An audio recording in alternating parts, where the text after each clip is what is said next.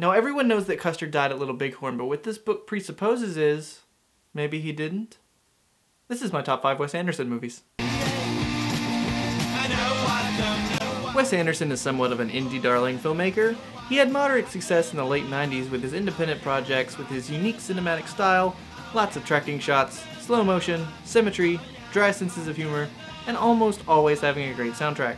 He's also well known for using several of the same actors, but probably doesn't get enough credit for offering those actors very interesting roles. So somewhere between Bottle Rocket and Grand Budapest Hotel, he's turned into one of the most popular filmmaking auteurs of today. And honestly, at this point, it's hard to blame the guy. I mean, I don't think he's made a bad movie yet. And with that sentiment, here are my top 5 Wes Anderson films. Number 5, Moonrise Kingdom.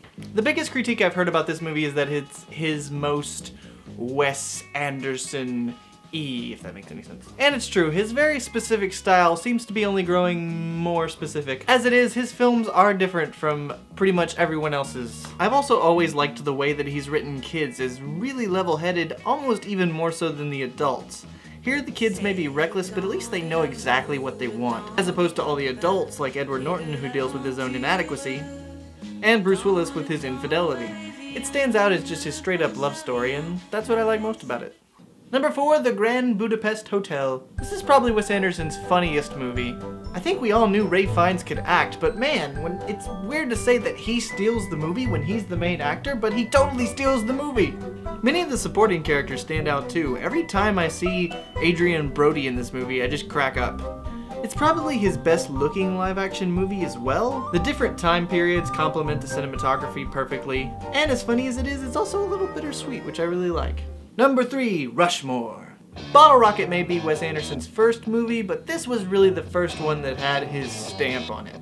And while it's not my number 1 favorite, it might be technically his best movie. We've seen the disgruntled youth finds his way story before, but it's Anderson's directing and writing that makes Max Fisher's story so unique. This also has one of Bill Murray's best performances.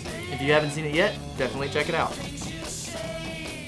Number 2, Fantastic Mr. Fox. Anderson's only animated film. No one probably would have thought that his style would go well with animation, but it does. In fact, I've never seen such a great mashup of good director meets animation. The fact that each frame was meticulously created and animated by hand just makes it all the more visually impressive. I also just love the storybook feel. It's certainly an untraditional animated film, but it's definitely one of my favorites. And number 1, The Royal Tenenbaums. This is a movie filled with so many great characters, and I think that's its strongest element. It's a movie about relationships and all the complicated things within ourselves that usually get in the way of those. This is one of the best ensemble casts ever, and one of Gene Hackman's best performances, with some of Anderson's best dialogue. This film really cemented Anderson as the auteur of melancholy comedies with absurd characters, and that makes it my favorite film from one of the best directors working today. So that's my top 5 Wes Anderson movies, and if I could have done a top 6, you know what I would have done. The Midnight Coterie of Sinister Intruders. It's The Midnight Coterie of Sinister Intruders, starring Owen Wilson as a man in danger.